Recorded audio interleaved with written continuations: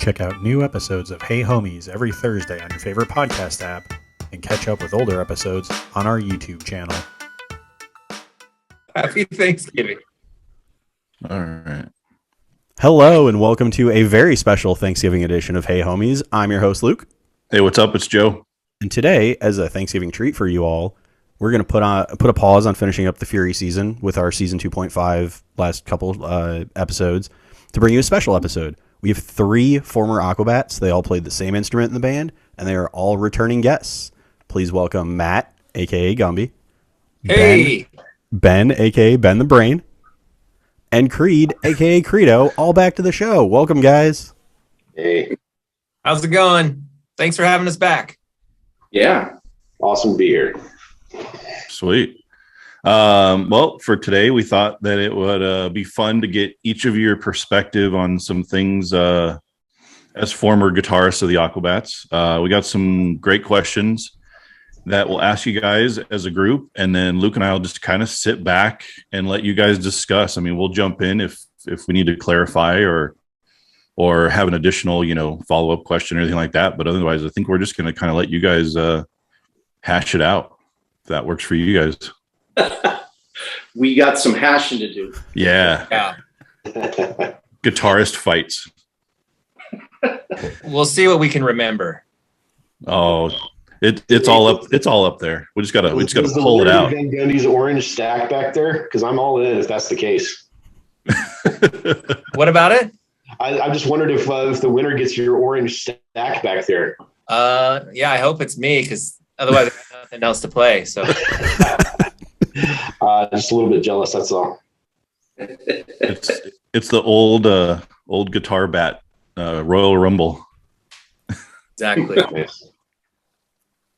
So yeah, I guess we'll get into the first question. I mean, we'll just start off. This is a good one.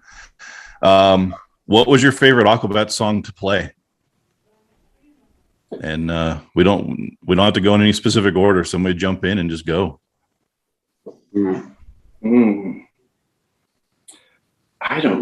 I guess I loved playing Tarantula just because I wrote a fun riff for it, and so I really enjoyed playing that one. Yeah, that like surf like guitar riff part. Yeah, that's rad. I like that part. That was fun. I like playing Play-Doh. I'll tell you that was a fun one to play. Yeah. I love the melody in that one, and so it was really fun chords. That was a good one. What else is there? Gosh, we're going back to the first album for sure. Dang. Which ones did you write, Matt? I know you wrote Play-Doh. I did. Sure. Yeah. I wrote a few, like, of that first album, I think probably maybe half of the songs I wrote or had a part in, or, Chad would come in on bass and say, hey, I got this. And I would kind of mess with it and go, maybe I wrote a bridge on, I think for CD Repo Man or, something, but it like Play-Doh I wrote. I say that was one of my favorite songs to play. I like the way that one turned out. And another fun one that I remember doing was a cover. We used to do, Ben, I don't know if you remember doing Rio by Duran Duran. Yeah. That was a rad one to do. I liked it because we left the, the guitar in the original Duran Duran version. The trump, like the horn section did what the guitar part would normally do. And then I would play like the strum, the upbeat, the skank part, so. Yeah. The horn song. That stinger guitar, right? Yeah. That loud horn section. Yeah. Exactly. That was just a fun one to do. So forgot about that. I forgot stuff. There were covers back then, I think, in the beginning, right? I think we did a few. Yeah.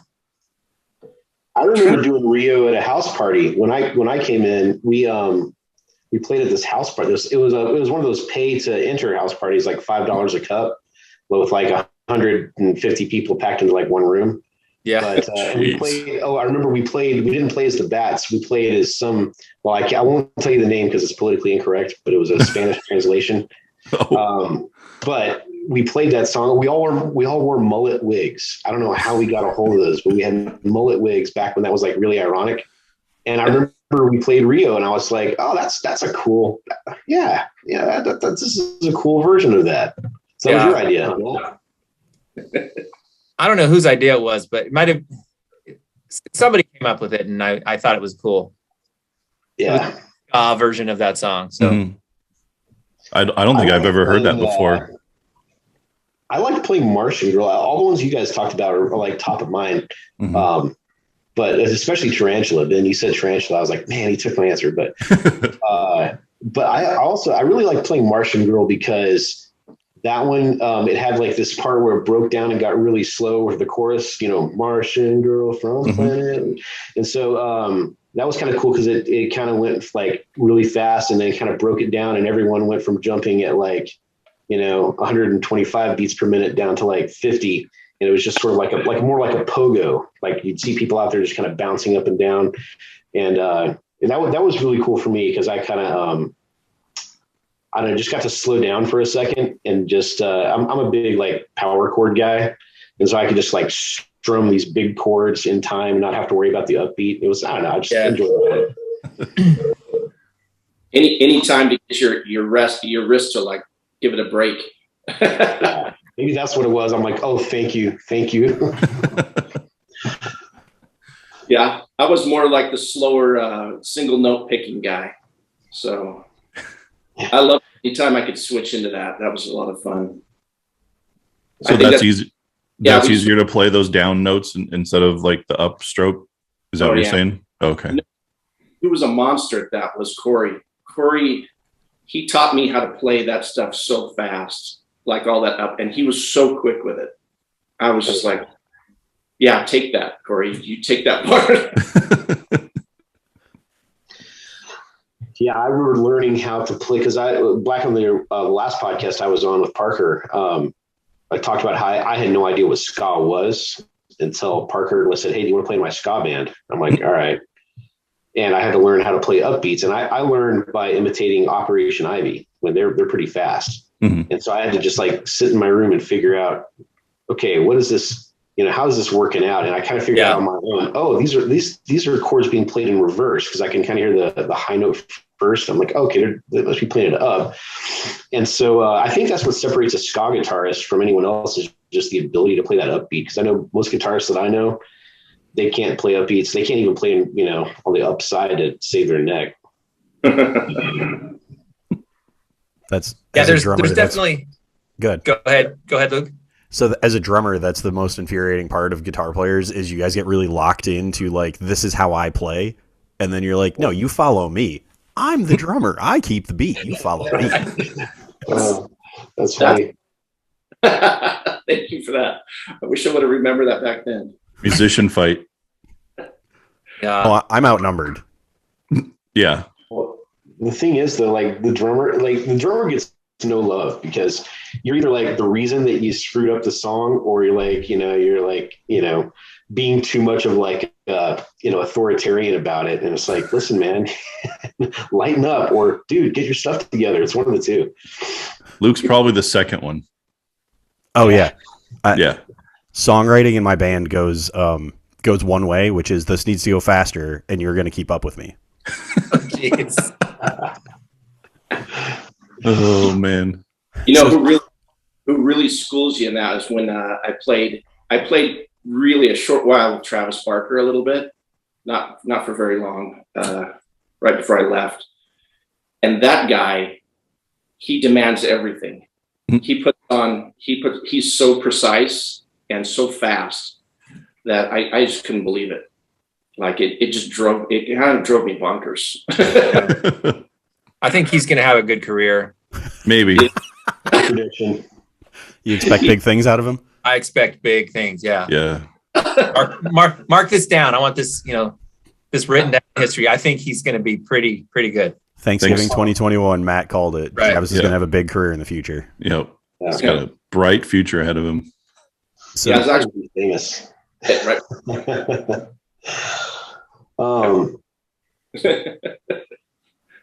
Well, so what are you guys doing musically now? That's what I'm interested in. I live in the South, and I just got did a stint in a classic rock band where I was the youngest guy by like 15 years, and I'm in my 40s. And, so by the South, where what do you mean by the South? Like I'm in Georgia. I'm in Okay. the Atlanta area. Yeah, and here, like honestly, like it's kind of strange having grown up in the West, where it was so heavily influenced by Southern California pop culture, and here, like, there's very few people who know about ska and punk that really are kind of into it, but the ones who do all know the Aquabats. Mhm. Like, so that's like, and I really tried hard not to be like not to name drop, because like I was only there for like 2 or 3 months, somewhere in there. But the ones who know ska, I mean, the Bats are just like, I mean, it's like godhood status for them. But mostly around here, it's all like Leonard Skinner, man. It's, if you don't know how to play Skinner, just go somewhere else. Even like yeah, and even I'm really close to the Athens area with their legendary indie music scene, and it's still very like, you know, Southern influenced up there too, which is fine with me. I love Southern rock, but anyway, that's kind of what I've been doing. A lot of Tom Petty, a lot of isn't REM? I think REM's from Athens, right? Yeah, they are. They made that scene what it is, and you know what's kind of cool too. On a side note, so if you guys are familiar with REM, so Peter Buck, the guitarist's ex-wife, owns the 40 Watt Club. There's 2 major clubs at the 40 Watt, which is like that legendary indie joint, and then there's the Georgia Theater, and REM minus Michael Stipe and Cracker will play there just randomly under a different name. So REM will get together and just like, it'll be Peter Buck and Mike Mills and whoever their drummer is. And they'll just get up and play like, you know, a night, like on an off night, like on a Wednesday, they'll just play like a set of REM songs with Mike Mills singing. And then Cracker will go up there. They do it a lot, actually. They play as Cracker Van Beethoven. And we've seen that a couple of times. And then we'll like, hey, take the Skinheads bowling, you know. And it's kind of cool to be like, you know, a 30-minute drive from that. But I can't remember where I was going with that. But yeah, no, that's where I've been playing. I've learned to play a lot of Rolling Stones and a lot of Tom Petty, and it's actually kind of fun. I kind of like it. Nice. How about you? I that half step or that full step back on that. Yeah, I currently play in a Queens of the Stone Age tribute band. So I am I'm the Josh Homme frontman for that. Nice. But we couldn't find anyone who wanted to sing, so I was sort of reluctantly all right, well, I guess you're gonna sing then. So, but it's fun. It's cool.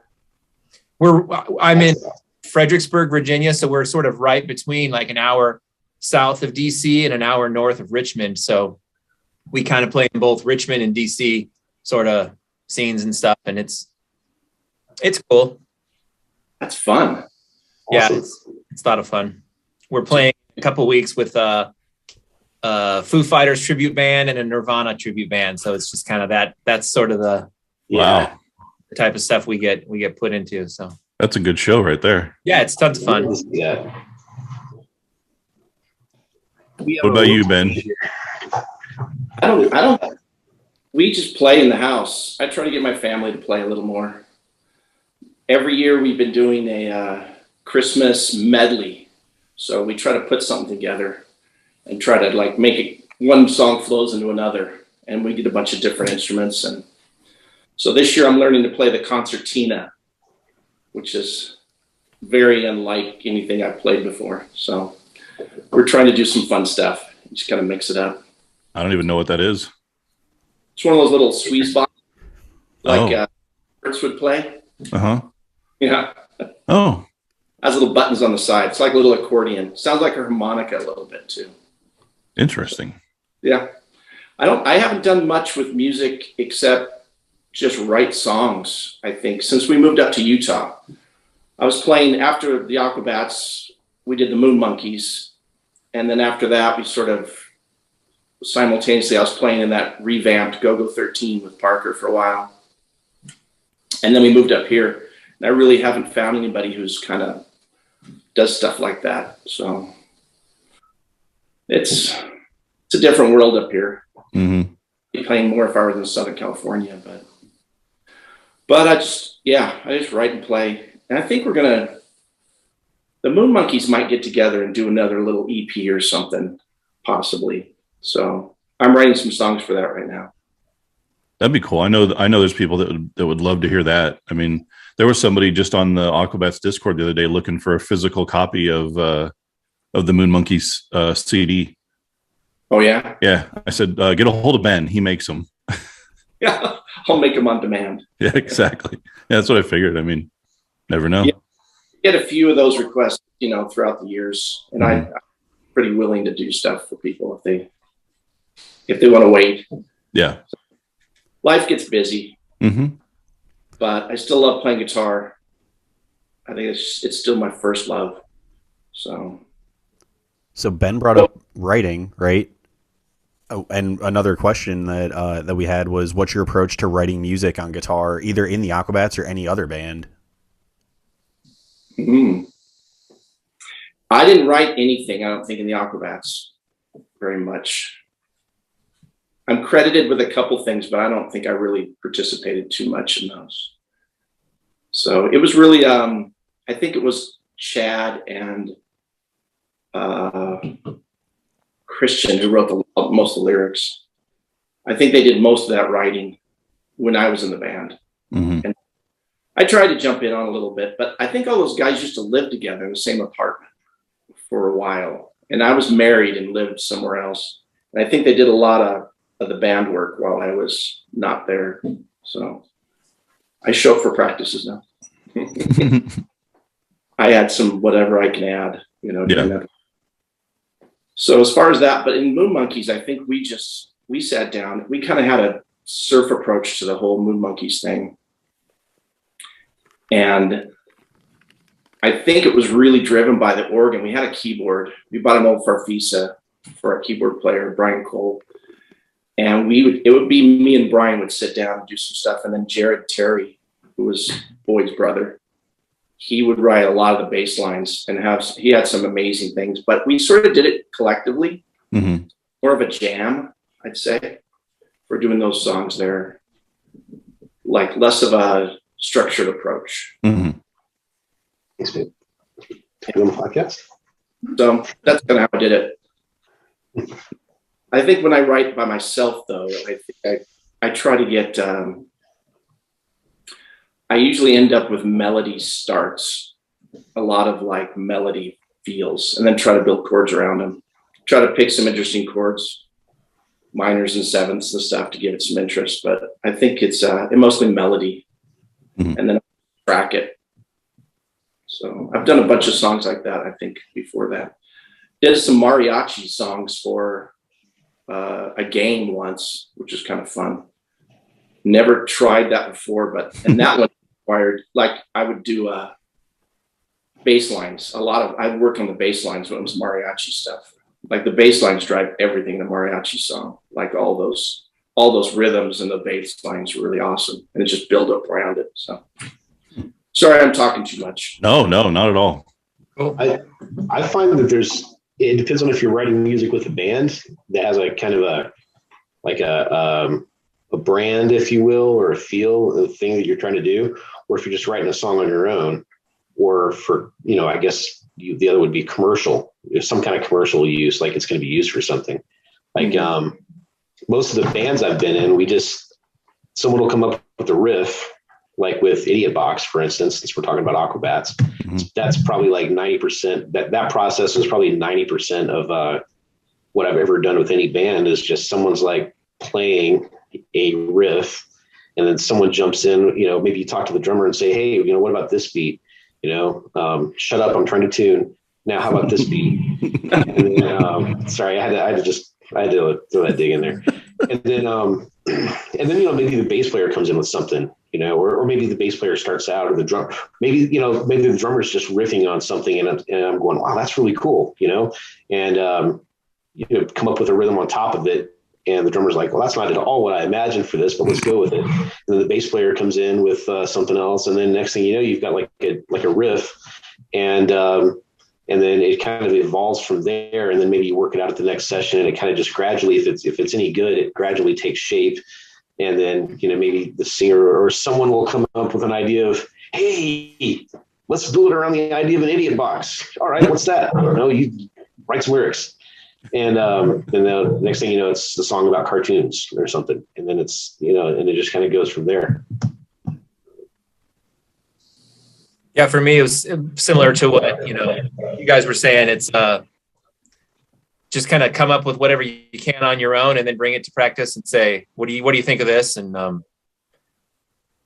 some stuff I was really happy with the way it turned out, like Martian Girl, Play-Doh, I'd show up and I like the way Play-Doh, like the way that chord progression, the way that turned out. And then the chorus is a lot different than the verse and stuff. And Martian Girl, I was actually, when I came up with that, I remember coming into practice to show, normally I'd work stuff out with Chad, so the bass player, and we'd kind of go from there. And I remember with Martian Girl, I was it sounded a lot, it was very similar to, I forget the name of the song, but it was like an old, like 60s song or 50s song that was like, and then he kissed me or something like that. But anyway, it was very similar to that little riff. And I was like, that can be a problem. And then I thought, it's fine. This band's not going to go anywhere. It's not going to ever matter. You know what I mean? So, but in the back of my mind, I'm always like, that little riff part, sounds very similar to this old song that I remember from forever ago. I was really hoping someone would bring that up because like, Matt, do you ever have a problem of like when you're writing your own stuff, you write something, you're like, man, that's really dope. I love this. But you've heard it before. Yep. And you can't place where, and you just don't want to play it for someone because they're going to go, oh, that's just that song. Why are you playing that song? All the time. That happens all the time.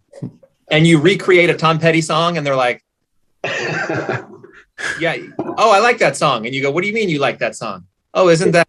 Oh no, it's totally different. So yeah, I've done that all the time. Like that. Oh yeah, it sucks. It's one thing when you know it. It's another thing when you don't know it and you just like kind of and someone calls you out on it and you're like, oh yeah, well, it was inspired by, or you have to backpedal. Inspired by. Inspired by. Yeah. Sometimes though, hey, since you guys seem to like write a lot of songs too, like that are outside of like band, not meant to necessarily be played with a specific band. Do you ever have like ideas just pop into your head? Like you'll get the worst is when it's like a vocal pattern, like a melody that's like a segment of the song, but it's like the key point of the song and you don't have words for it. It just pops into your head. It's like, and you're like, and you don't know what that's supposed to say, but you know that's like, that's it. That's the crux. That's the, we will rock you of whatever this song is. Right. And now I got to like flesh it out. It's like the stone that you have to chisel and figure out what's in there. Sure. And it takes like a long time sometimes. Frustrating. Yeah, that happens. I feel that a lot of times when I'm writing, so like if the melody and lyrics and stuff, that comes like last, right? But when I'm figuring out the song on guitar and I think I've got it where I like it, and then I want to create a melody for it, I find that usually the first thing that sort of comes into my mind is probably going to stick. And it's going to be hard for me to get rid of what I initially came up with. And like, I have to train my brain to, no, that's not very good. Come up with something different. And then it kind of keeps going back to that because it sort of associates that sort of melody with that, so it can that can be frustrating sometimes. Yeah, it's a process. I wish I had more time to sit back and write stuff. But life gets you have to actually make time to do it. Mm-hmm. For sure. At a certain point. Kind of like everything, I think. Yeah. So you guys have brought up, the guitar player, the bass player, the drummer, getting together, writing songs. Well, we got a question here. Guitar versus bass. Are bass players just guitar players who couldn't hack it on the guitar? If I'm playing bass, it is.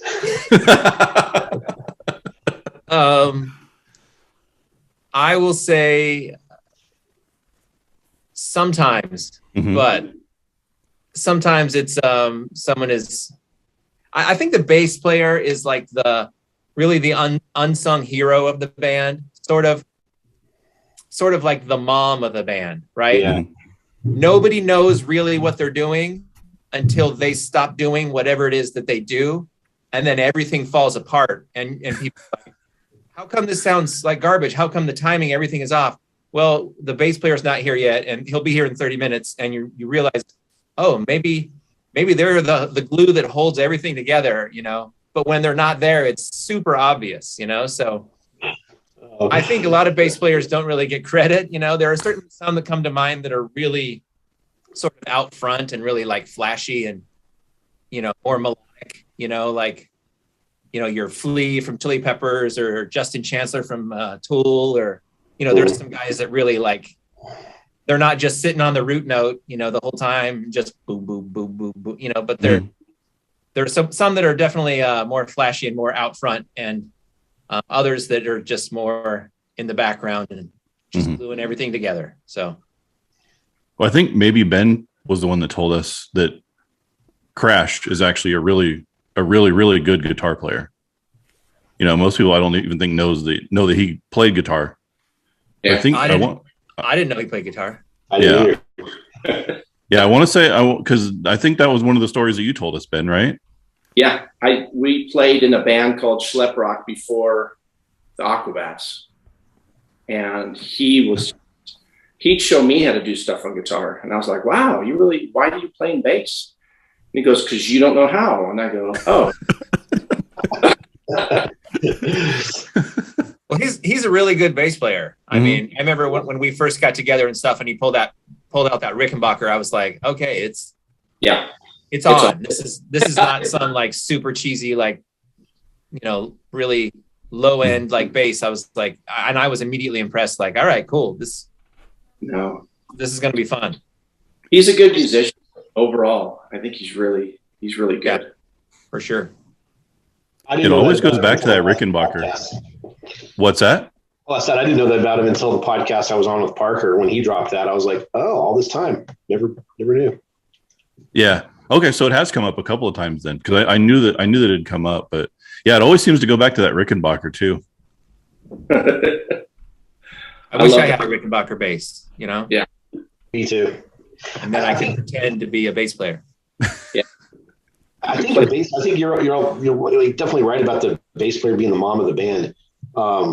Just real quick, if my friend Larry's going to listen to this, I'm going to totally out him here. But in that classic rock band I played with, he was he's like this kind of a big dude with a big white bushy beard, and our drummer would just like, man, he would just like the train would just get going faster and faster and faster and faster and faster, right? Just throughout the night. And eventually you would look back and you would see Larry thumping on his bass, just glaring at our drummer, like, slow the F down. And then our drummer's just back there, just, you know, happy as he can be. And like, as soon as he looks up and sees the glare, he's like, oh, whatever.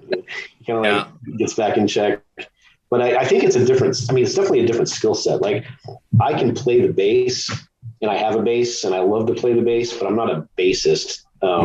You've got to have this internal clock that I don't have. I tend to play, because I'm a blues guy at heart, so I'm always trying to play either slightly ahead or slightly behind the beat, just to be noticed, you know, and subconsciously. But as a bass player, you guys got to be right on time, whatever style you're doing. You got to be, for the most part, anyway.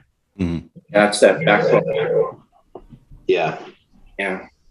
You know, I watched that example of what kind of blew my mind about bass players is I just watched that McCartney thing on Hulu. I guess it was. This is not a plug show, but Hulu can sponsor us.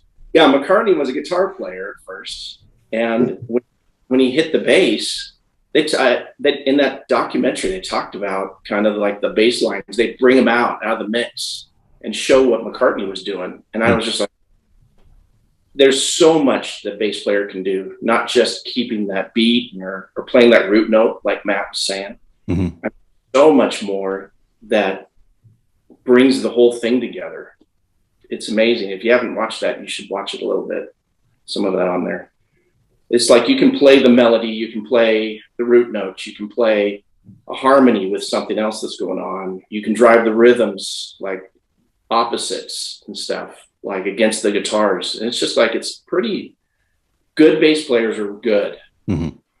It's not me. I mean, when I first picked up bass, it was totally root note stuff. I was just like, what else can I do about it? So it's the bass player is pretty amazing. It can be. And I think, honestly, going back to what Chad was doing, he came up with so much good stuff against that. Like, so I think it comes from him being kind of a guitar player first, I want to also go on record. You mentioned Paul McCartney. I think he's going to really be big too. Just put that down. Also, as long as I have a big career. Yeah. I don't know about that one, man. I was with you on the Travis Barker thing. I don't know if that McCartney guy's going to do much, though.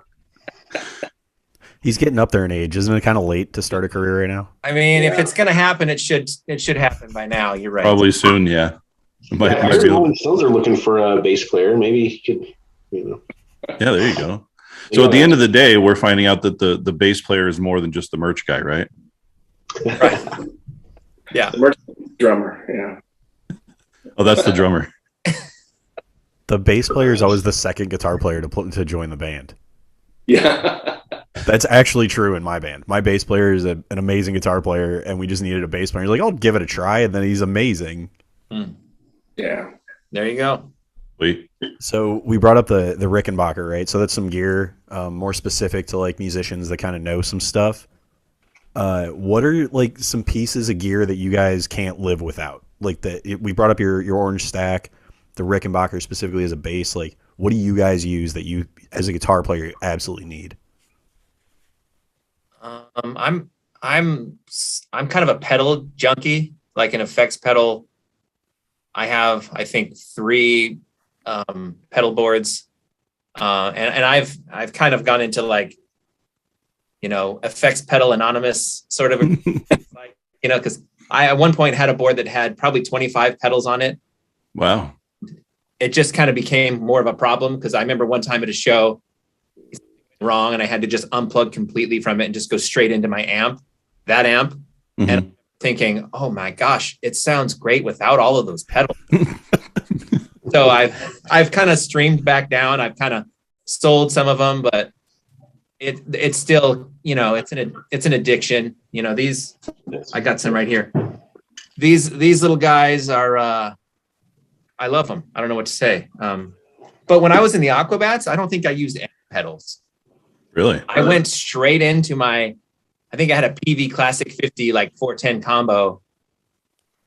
And I tuned up before I'd go on stage. And I had a little foot switcher that would switch between like clean and dirty. And it had a little bit of reverb on the amp. I would give it just a little bit, just so it didn't sound totally dry. And that's it. That's all I ever used. Like, it was just straight in. So it's been a recent, well, not recent because it's been forever, but it's been a long addiction to pedals. Mm-hmm. Hey, Matt, I did that too, man. It got to be so bad. I was like hiding it from my wife. I was like, and she would like start counting my pedals, like, oh, that's a new, pretty pink one. Where'd you get that? I'm like, borrowed it from Larry. Yeah. And, and I would, yeah. So it got pretty bad, but I had the same experience you did playing live one, or similar. I mean, wasn't the same, but I was playing live and I had, you see my setup behind me, I've got it's like just a 2-speaker it's like a mini stack. It's like a quarter stack Marshall cabinet. It sounds awesome.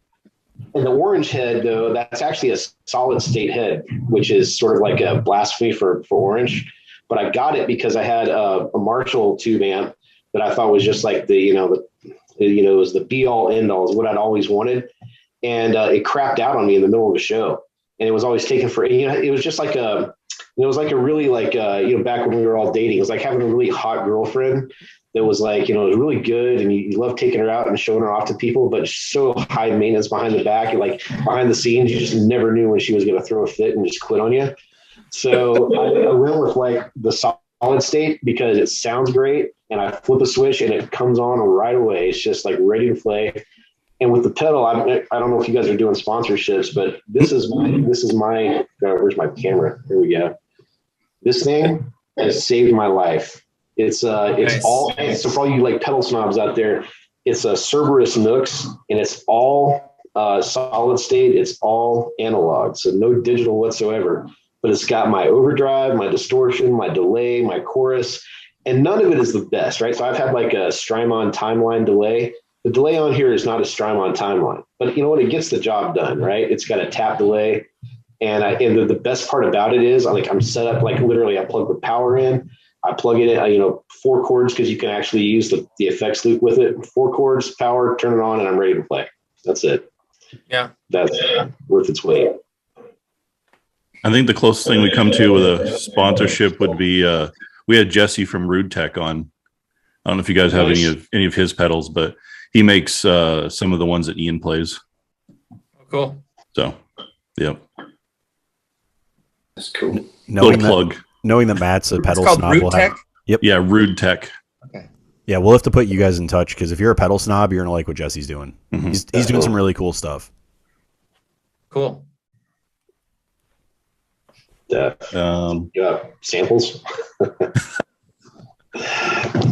don't know. Any gear, Ben, that you I know you were like back in the day were a big fan of like Fender offset guitars and like Gretches and stuff, and which is that a J Mascis on the wall behind you? No, but he made one like mine. Yeah. Gotcha. No, I'm just kidding. Jazz. He copied you? Yeah. I made this one look, it had a tortoise shell, and I made it look like there's a band called Jackie and the Cedrics, which is kind of a surf band from Japan. And he did the brass pick guard on that. And so I always thought that was awesome. So I swapped it out. Nice. More of a 50s look. But yeah, I was into vintage stuff. That was what drove me a lot. And I always went for amps that had the sound more than the pedals. I don't think I've ever been a pedal guy that much. For the Aquabats, though, I bought a Rat just for the overdrive, so I could hit it and it would jump in volume. I wouldn't have to go back with the volume all the time. And I think that's all I used in the Aquabats, just for doing like a lead, a louder lead or something. Right, just to boost you up in the mix. Yeah. Yeah. But other than that, I kind of leaned heavy on vintage Fender stuff. So I think for the Aquabats, I bought where did I get that from? When I was living in Colorado, in Denver, I was playing, I met these guys at this guitar shop that wanted to put a band together, and they call themselves the 5 Cent Sugar Rockets. This was in between playing in the Schlep Rocks. I moved to Colorado, and then when I moved back, that's when I kind of I met Matt and Chad, and he's like, "Oh, come out and play, or come out and watch us play some party at this guy's house," kind of thing. That's how I kind of got into it. But while I was in Colorado, I found a couple of really awesome pawn shops. I think this is an era that I think is long gone. Like you walk into somebody's like music shop and they have all this old junk that people were, this guy sold because he didn't want anymore. And so I found an old Fender Tremolux with a 210 cabinet. He had a Bassman head and he had a Showman head, like a Fender Showman. And I think I bought all of them. Strangely, my wife wasn't too happy about that, but it was like a hit. And you're like, if I don't buy all of this, I'll never see this stuff again. So I bought a bunch of them. And I think for the Aquabats, I used the Showman. And I had a 212 cabinet. And all this stuff was original from this guy's shop. And that was, I think that's what I bought. And then the actual, so I'm geeking out here a little bit on vintage stuff. For a Showman head, there's two kinds. There's a single Showman and a dual Showman. And the single had a JBL 15, which was a cast iron speaker They weigh like 5,000 pounds. Yeah. And you can recognize them by the little silver dome inside. You can see it through the grill cloth. Mhm. Wow. And so I couldn't find one of those that wasn't like an enormous amount of money.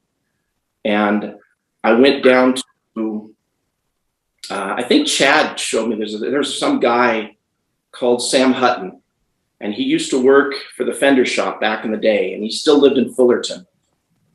And I went down there to see if he could build me a cabinet for the Showman, because he used to do that for Fender, like out down. And I went down to his house. He just said, yeah, come on down to my house. Here's the address. And I go, okay. So I walked down the house and walked in, and he had collected, I don't know how he got all this stuff, but his house was not a house. It was full. Every single room was full of Fender vintage parts and pieces, and all this like cabinets and amps and electronic stuff and nameplates.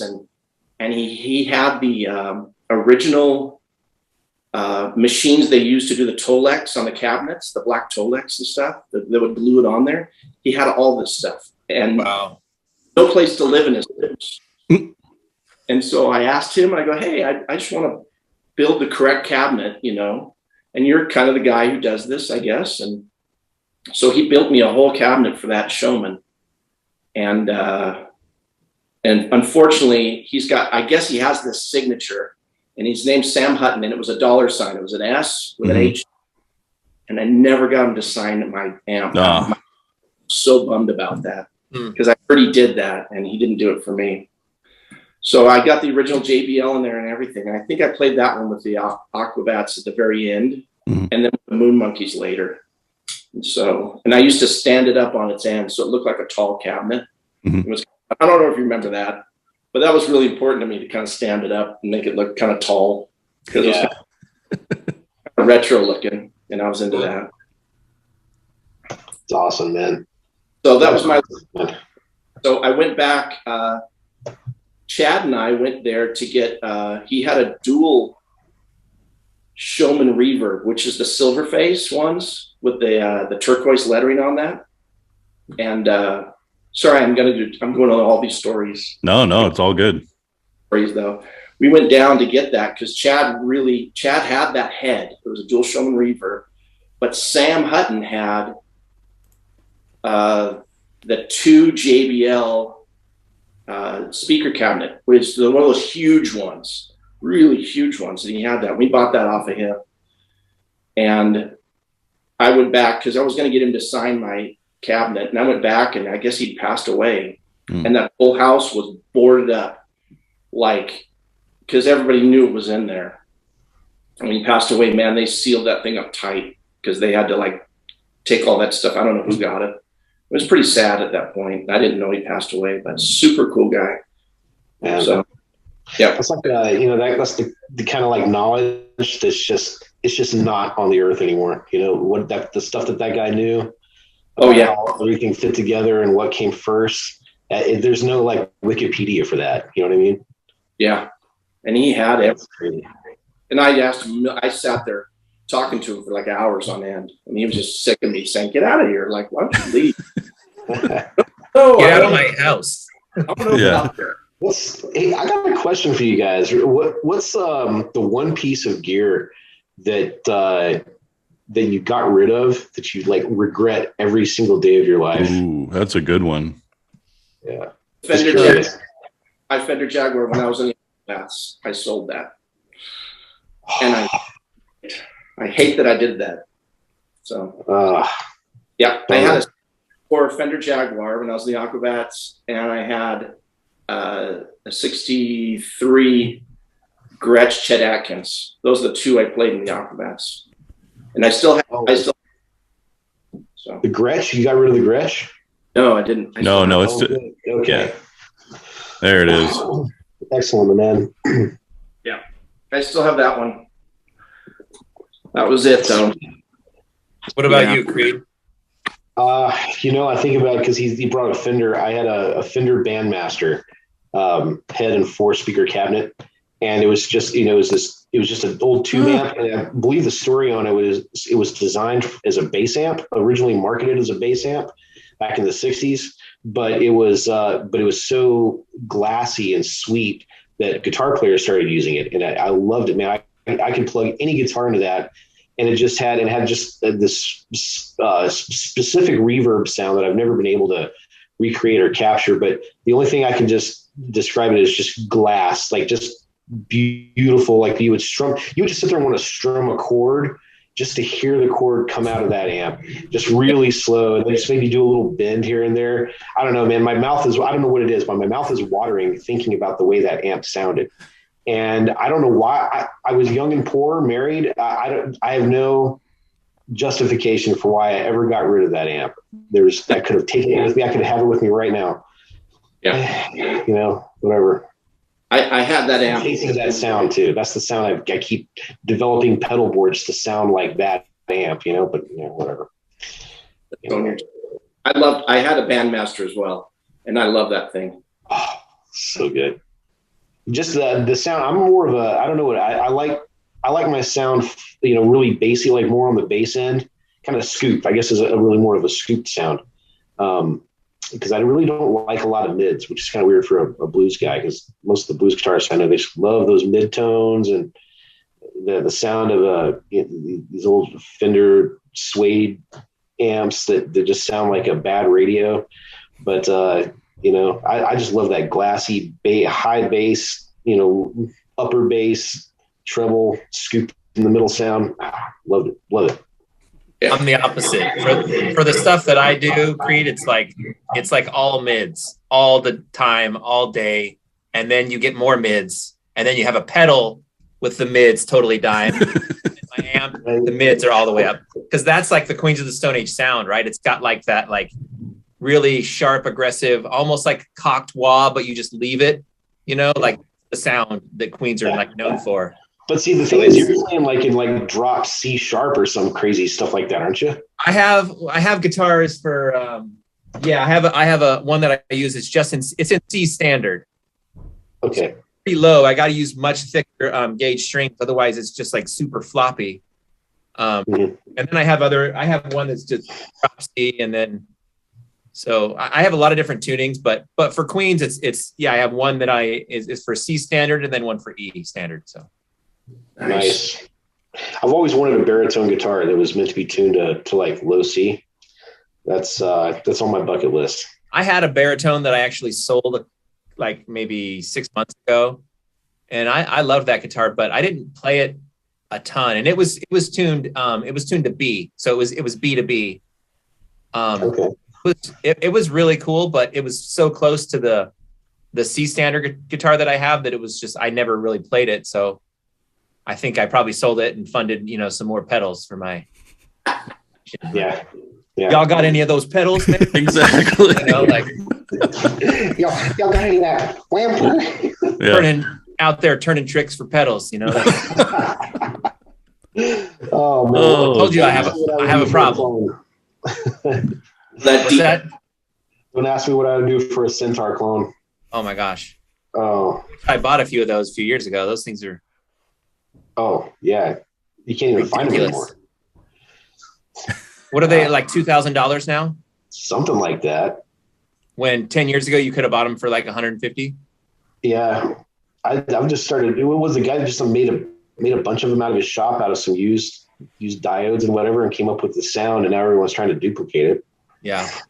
I don't know. I go crazy with gear, but for a while there, but I don't know. I just I've tried to focus on. I'm trying to become like a singer songwriter kind of thing. I have it in the back of my head that I can still make it, even though that's totally not possible. But in the back of my head, I keep thinking I can. So I can add you to the list. Yeah, Matt could predict you making it right now. If you want it to happen, I could say Creed's going to make it big one day. So. See? No. Tell me that I'm not going to do it because. Okay, there we go. Yeah. I don't know. I was thinking like a baritone guitar because my vocal range is so low. Like I've got 13 and a half notes that I can hit somewhere in G, and that's about it. So I'm trying to find something I can sing to. Well, you guys, we're talking gear here. So how many guitars do each of you guys own? And then I'll throw a little caveat on there. Do any of them have interesting or special stories? The 1, 2, 3, 4, 5, 6, 7, 8, 9, 10. I have 11. Wow. Any special stories? So this one, grab this one. This one is from 1996. It is a Squier Supersonic. They're made in Japan, so it's when you hear Squier, don't think like, oh my gosh, it's super like low end, like crappy guitar, because these originally went in like the 90s for $400, and now I think they're like $1,400.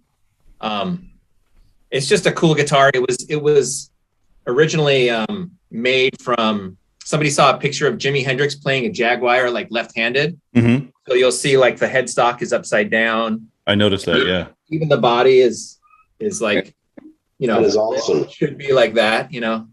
So it's a cool guitar. I dig it. I've had it forever. And this is one of the ones that I would not get rid of, even though it's technically kind of a lower end guitar. But the value, a lot of people are really interested in these because they were made on the same line in Japan as the old like Jags and Jaguars and stuff. And Fender, I think, has reissued this guitar, but I think it's made in like China or Mexico or something, and they're not quite as valuable or desirable, I should say. Mm-hmm. Other than that, nothing real like crazy. The guitar that I had that I use in the Aquabats, I think I just sold it at a garage sale. Like, man, one day, like, you know, in the late 90s, I was just like, What was that one, Matt? It was a Squier Strat that I dropped. I put a humbucker in the bridge just because I knew enough to go like that. When I'm going for something really dirty, I didn't like the coil sound. I wanted, you know, a nice humbucker. So I put one of those in, and then I don't know. I thought like I don't want that guitar anymore, and I think some guy bought it from me who didn't even speak English, and I'm just like, yeah, it's cool, man. You know, $50. So who knows where that is? wow. Probably, you know, out there. That'd be cool to still have, but what was it? Seafoam? Was that a? No, it was white. It was white. Okay. Arctic white. Yeah. I like that you put the humbucker in the back because that's my mainstay is a Texas Fat Strat with the humbucker at the bridge. Yeah. I love that guitar you just showed, man, with double humbuckers. Does it say, and the angled humbucker in the back? Yeah. Yeah. That's a cool guitar, man. It is. Yeah, I like it. I'll never get rid of it. Good conversation piece. Yeah. This is the guitar that I used in the Bats. It's an Ibanez Musician, 1977. Wow. So I think as old as I am. And when I had it in the Bats, it was covered in stickers. But my brother, this is the first guitar I ever had. And you got to see it too. It's a chunk of wood, dude. It's a 3-body neck, right? So it's actually like 13 pieces of wood all laminated. It's a ripoff. I found out it's a knockoff of what Hamer was doing back then. And there was this huge lawsuit between Ibanez and all the real guitar manufacturers because Ibanez was producing their guitars and then selling them as a knockoffs for their own purposes.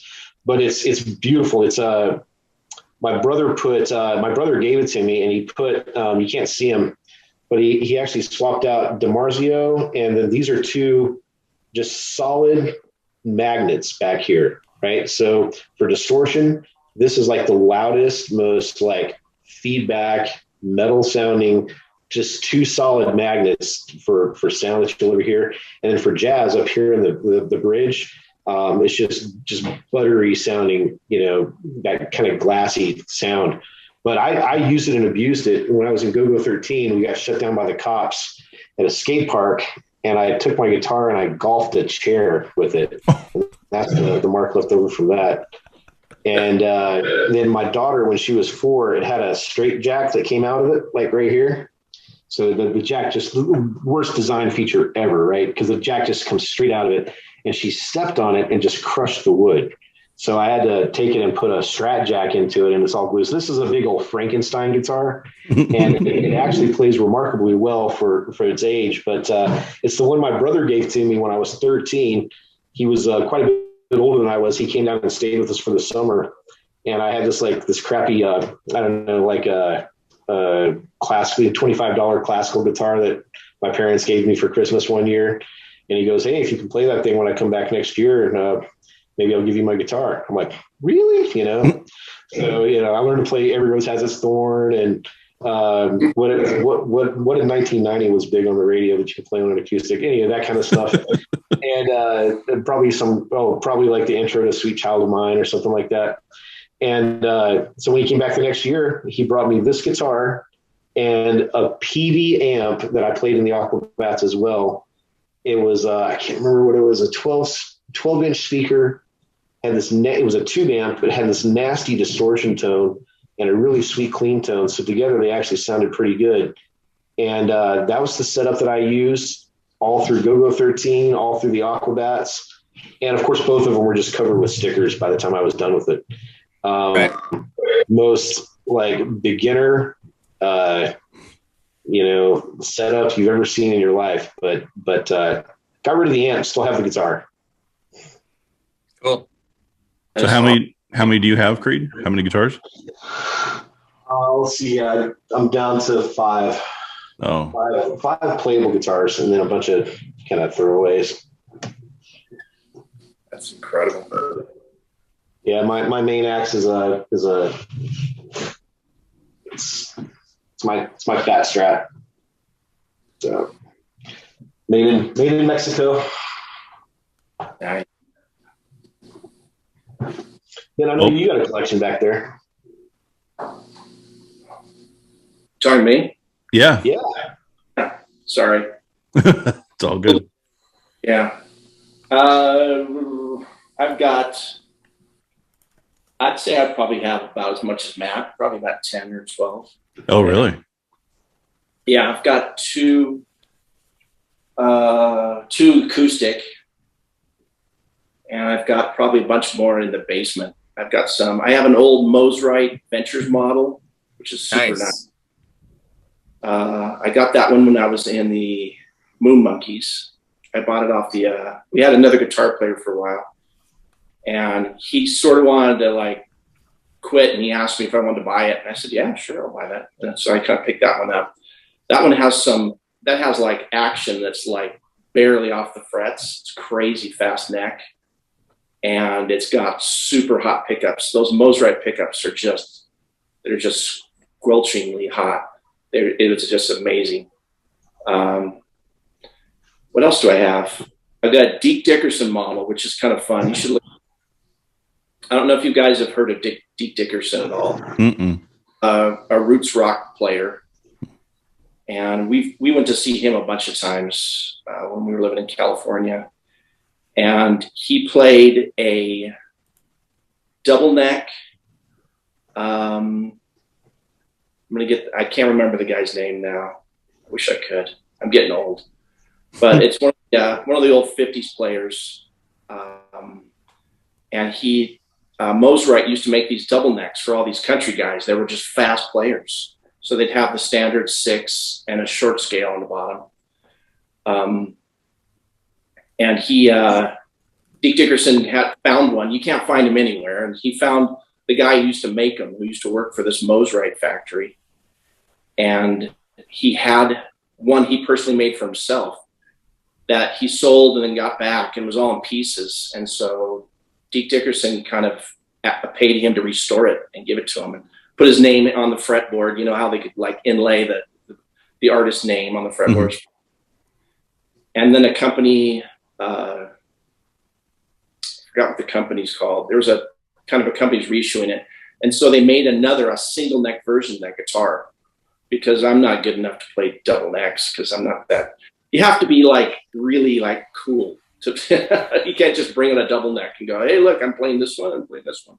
You have to be really good. So they made a single version of that, which is really awesome. And it's the only guitar I have with a set neck, which is pretty, I've never had one before, and it resonates like nobody's business. I didn't even realize that there was a difference between those two, a bolt-on and a set neck. Sure. I play that one occasionally. I bring that one out. Kind of a collector one for me. Yeah, I have a Wildcat, an Epiphone Wildcat, which is fun one. All these are kind of made. I've been buying the overseas ones because, you know, guitars are expensive. I couldn't keep into that whole vintage thing.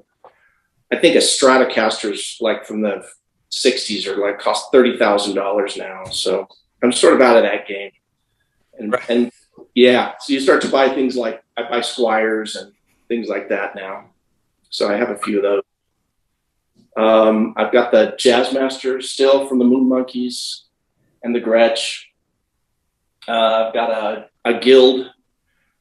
This one, I went to a guitar store. I had an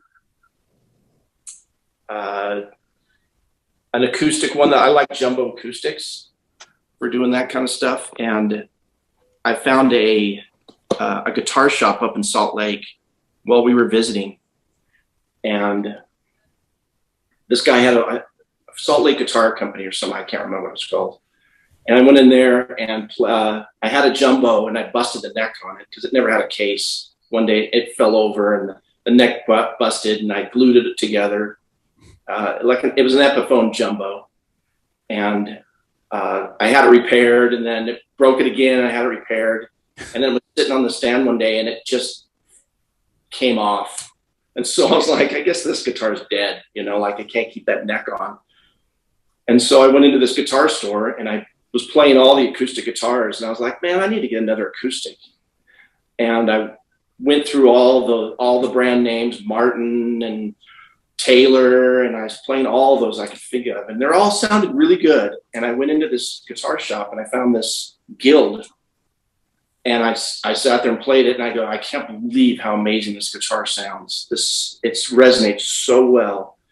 And I walked over and told the guy, I go, man, that guitar is awesome. He goes, yeah, I know. And I go, but it's a little pricey. I don't know if I can afford it. And so I said, well, thanks again. You know, like, and I walked out and the thing he said to me before I left was, you'll be back. You're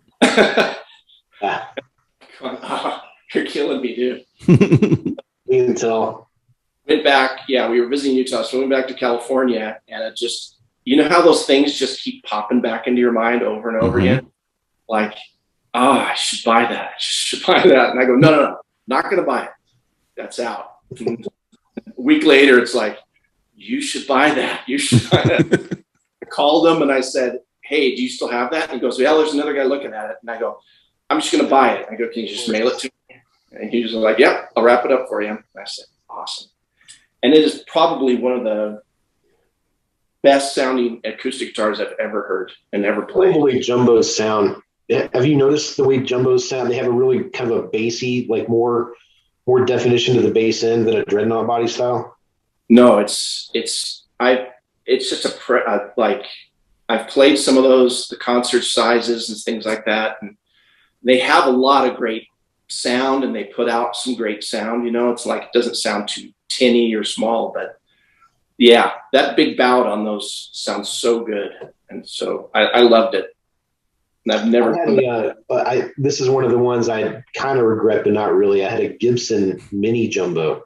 So imagine the jumbo size, the jumbo shape that you got back there, but probably about an inch less in circumference. Yeah. But it played. The cool thing about it was it played like a Les Paul, right? So it was an acoustic guitar, but it played like it had the fret action that was just really low, but no buzz anywhere, and all of the definition. So I mean, it sounded unplugged or plugged in. You could hear the bass notes just as clearly and just as defined as the treble notes. So it was really meant for acoustic soloing, right? Which I'm not. You know, I can solo. I can hold my own there, but that's not really what I pull out an acoustic guitar for, right? But this was meant like you could play as fast on this acoustic as you could on like any electric I've ever played. and it sounded so phenomenal. But gosh, man, I can't remember what I paid for it. It was the same thing. Like I walked in, and the guy's like, once he saw me playing, he's like, "Oh yeah, you're gonna buy that." Like, no, I'm not predicting. I'm telling you what's gonna happen. You're gonna buy that. Sure enough, $1,500 later, you know. Yeah. Oh, they know when they've got you. Oh, they do. Yeah, I was demoing a pedal one time. I'm sorry, go ahead. I was saying I was demoing a pedal one time. It's like $150 little cheap pedal, and I'm like, okay, cool. And I had to pick up a guitar off the wall to play it, and it was like a $2,000 guitar, and I was playing the pedal, and I love the pedal, but I also could not put the guitar down. I walked up to the front. I'm like, I like both of these, you know. It's like, yeah, cool, man. Dang it. I just came for the pedal, you know. Mm-hmm. Mm-hmm. It happens. They just look at you. Those are my favorite, even though they they're know. expensive. Yeah. They're awesome stories. So it's Thanksgiving, right?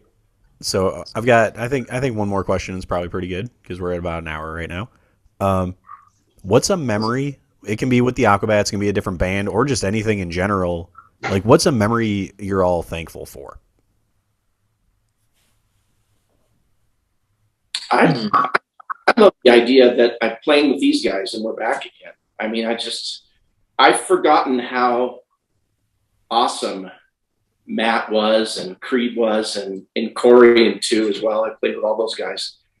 It's just kind of nice to be back and to kind of remember some of those things, you know, because there's a lot of ups and downs and a lot of, but the shows were so much fun and I got to play with you guys and learn new things. And so learn how to play guitar better. It was just, I don't know. I'm thankful for those memories for sure. It was a big part of my life. And so just want to say thank you guys. It was awesome. Oh, thank you, man. Yeah. Wow. I gotta say, I mean, just, you know, meeting Ben, the brief time we got to hang out together, man, you're one of the most solid, awesome guys I've met. It's really been good to see you again, man. Catch up. Yep. And Matt, it's good to meet you, man. I actually don't know if we've ever met face to face before. I will say this. I know that we have, and here's why I know. Okay. Because it plays into my like what am I thankful for thing that Luke just asked us. So I feel like amongst guitar players, there's like a certain brotherhood, right? There's people look out for each other and stuff and have each other's back. And I remember one time in my entire playing guitar life, I have broken a string live. And it was, I was playing in the Aquabats and we were playing, I think it was like this club, it was either Chex or Chain Reaction. I can't remember the name of the place. It was in Anaheim, I think. Tiki Lounge, something. What's that? Did we play that Tiki Lounge place too? It could have been, but what we were playing with, I think Go-Go 13 was coming out and they played with us. Oh. And I remember, so that had to be you, Creed. And I remember, and one of my buddies, good friend of mine who plays guitar also, like all of a sudden, boom, you pop a string, you're like, oh crap. So you get through the rest of that song, right? And my buddy runs up. He must have like somehow found someone else that had a guitar. And I think he might have asked you, and I borrowed your guitar for one song while he grabbed my guitar from me. And I had some strings in my case, and he quickly changed the string for me and got it all good to go. And then the next song we swapped back, so I had my guitar back. So there's like this cool sort of brotherhood, you know, like I got your back, like, and I just kind of show everybody looks out for each other. I'm sorry to interrupt you, man. In Southern California somewhere, like it could have been, yeah. Because I have a vague memory of that, of like, hey, so and so really needs like a guitar. Can they borrow yours? And I'm like, I think we might have been playing with Goodwin Club too. It could be, but I remember my buddy just taking action and just being like, boom, here you go, bam, and I instead of just, well, we have 6 more songs and I'm just gonna play it with 5 strings for the rest of, and just sort of struggle through, you know. Yeah. So I think there's a cool brotherhood, and I don't know, it just makes me stoked to be part of part of a scene and have people who just like music and come out to watch music and live music and support that sort of thing. Yeah. So I'm thankful for that. That's awesome, Matt. Yeah, man.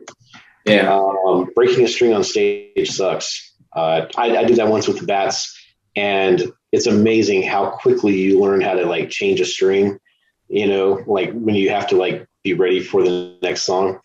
Fortunately, we had a second guitar. I was the second guitarist, but Corey was, you know, back there, holding down the line. As far as my one of my favorite memories playing live, definitely got to be, or just with a band. It's definitely got to be one with the Aquabats. I don't know. I don't know if I have one memory, one particular memory that I'm grateful for.